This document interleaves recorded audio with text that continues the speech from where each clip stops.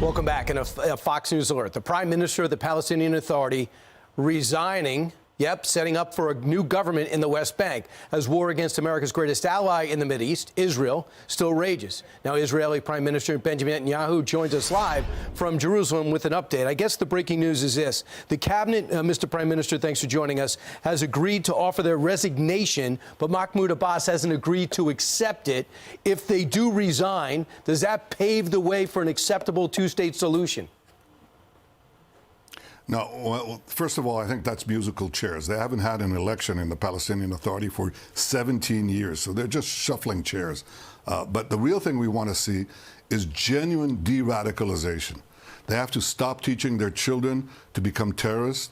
They have to stop paying terrorists based on the amount of Jews they kill. They have to stop teaching and indoctrinating a whole generation on the annihilation of Israel.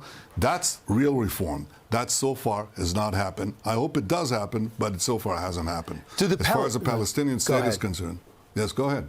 Do the Palestinians want a two-state solution, Mr. Prime Minister? Well, unfortunately, I think that what they want is a one-state solution. They don't want a state next to Israel. They want a state instead of Israel. And that's why I brought a resolution to the Knesset, our parliament, last week. And 99 out of 120, it's actually 99 to 9, because the rest abstained, voted against the attempt to impose on Israel a Palestinian state. Now, why did they do that? Because we've just had a Palestinian state, a de facto state. Hamas in Gaza had a de facto Palestinian state. And what did they do with it, Brian? They use it to rape women, behead them, burn babies alive, murder children in front of their parents and parents in front of their children, took hostages. That's the equivalent of 29 11s in one day, like 50,000 Americans butchered and 10,000 held hostage, including mothers and children, babies. That's what this state produced. So naturally, you understand there's overwhelming support for my position. It's not an outlier position. It's not a fringe position. The people of Israel are united as never before in saying that what we will not accept is a Palestinian state that will endanger Israel. That's rewarding terrorism. This will set a Guinness World Book of Records on rewarding terrorists after they committed the most atrocious savagery against the Jewish people since the Holocaust. So I want you to hear what Governor Newsom said about your reluctance with this two-state solution on everything you just outlined. Listen. With regard to Benjamin Netanyahu, who I've visited and I've worked with in the past, he's doubling down on stupid as it relates to the two-state solution and walking away from that. Let's work to get these hostages home. Let's work to eliminate Hamas and rebuild Gaza and advance a two-state solution. Are you doubling down on stupid? Well, look, I met the governor when he was here, and I hope he had a chance to tour the country, because then he would have seen that this is not my personal position. It's the position of the people of Israel. They're not stupid. They understand that to just offer a Palestinian state is to give a platform for the repeated attempts to annihilate the Jewish state. And Hamas has already promised that if it's reconstituted, if Israel doesn't win the war, then they'll do this October 7th massacre over and over and over again, their words. So I don't think the people of Israel are stupid. I think they're actually very smart.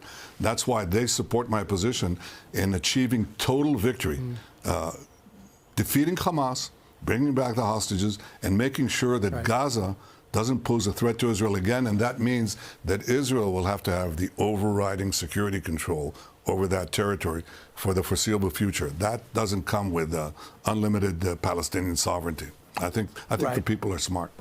Does the President Biden that hugged you after October 7th resemble the same one that seems upset with you now, saying your reaction in Gaza has been over the top? What's your reaction to the seemingly withering support from this administration? Look, I appreciate the President's support at the beginning of the war and throughout. We've had our differences of opinion, but we've been able to agree on, on the three war aims: destroying Hamas, bringing back the hostages, and making sure that Gaza is not a threat to Israel. But I think that there are natural differences of opinion. I can tell you one thing, though. I just came out of a meeting with Colonel John Spencer. John Spencer is the world expert on urban warfare. He heads the urban warfare department in West Point. And he's compared what Israel is doing in trying to fight these terrorists who not only systematically target civilians but hide behind their civilians. He said that there is no other army that is in the world that has gone to the lengths that Israel has gone to to prevent civilian casualties. And he's right. So I don't think our reaction is over the top. I think the Israeli army is setting the gold standard of how to fight terrorists embedded in civilian neighborhoods, in hospitals, in schools, and yet minimize the ratio of civilian casualties. And I'll tell you, every civilian casualty is a tragedy. And they should all be brought to the doorstep of Hamas that is using them as human shields. I want you to hear what Jake Sullivan just warned you guys about. He knows you're going to go into Rafah. He warns you better not go in without a plan to get the civilians out. Listen. Talking about more than 1 million people who have been pushed into this small space in Gaza because of military operations elsewhere. It's also the area where all of the humanitarian assistance comes into Gaza to serve all of Gaza. And so we've been clear that we do not believe that an operation, a major military operation, should proceed in Rafah unless there is a clear and executable plan to protect those civilians, to get them to safety, and to feed, clothe, and house them. And we have not seen a plan like that. Have you heard this plan since he said that yesterday? And have the Americans been briefed on your plan? Well, actually, last night I had a meeting with the General Staff and the Security Cabinet, and the Army showed us the plan, a double plan, one for the evacuation and humanitarian assistance of the civilian population in Rafah, and second, the elimination of the remaining quarter, roughly, of the Hamas terrorist battalions that are in Rafah. We can't leave them there, because that's like leaving a quarter of ISIS in place in a defined territory. You wouldn't do that, and in fact, you didn't do it. So we're not going to do that either. But we do have a combined plan of evacuating civilians out of harm's way and destroying those battalions. I can tell you that Hamas will be doing everything in their power to make sure that we don't evacuate the civilians, because they actually try to stop them at gunpoint and often at gunfire. But that's not going to stop us. We won't give them immunity. We'll get the population out. We'll continue the job to achieve total victory. Total victory is how you win the war, and total victory is how you win the peace. You can't win the peace if you don't win the war. I know you've taken out 18 of 24 Hamas battalions, but they said you've only taken out 30% of Hamas higher-ups. Many are hiding in the tunnels below. If America tells you, don't go into Rafah, will you go in anyway? Well, we'll go in, we make our own decisions, obviously, but we'll go in based on the idea of having also the evacuation of the civilians. By the way, I agree with the U.S. on this. I don't have a different position, because our strategy right now has always been, from the beginning, to try to get civilians out of harm's way, and we've been largely successful. The ratio of civilians to combatants killed in Gaza is now down below 1 to 1, which is just unheard of in this kind of crowded urban warfare. But again, we'll do our best to get as many of them out. They'll have the opportunity to leave. That's not an American position. That's my position. I understand, too, that one of the big stories and that everyone cares most about, especially the Americans, no offense, are the hostages. You have over 130 on behind enemy lines. What could you tell us about those talks in Qatar? The word is, according to U.S. officials, the basic contours of a deal are agreed upon. Would you describe it the same way? Well, I hope so. I think we're there. I'm not sure Hamas is there. They have what I'd call outlandish demands. That's like in another orbit, another planet. They have to come down to reality. And I think that if that's the case, we'll be able to have a deal. We certainly want it. I want it.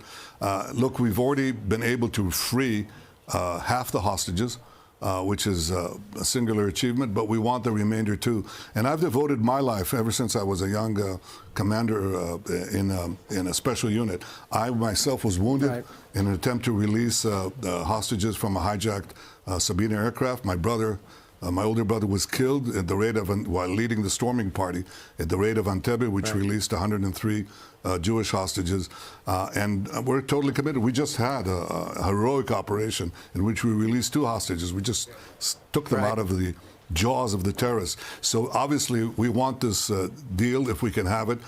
It depends on Hamas. It's really now their decision, because I think the ground has been laid but they have to enter the ballpark. They're not in town yet. Only 30 seconds left. I understand efforts have been stepped up against Hezbollah in the north. Do you believe war with Hezbollah is inevitable or closer now than it was before Hamas's attack on October 7th?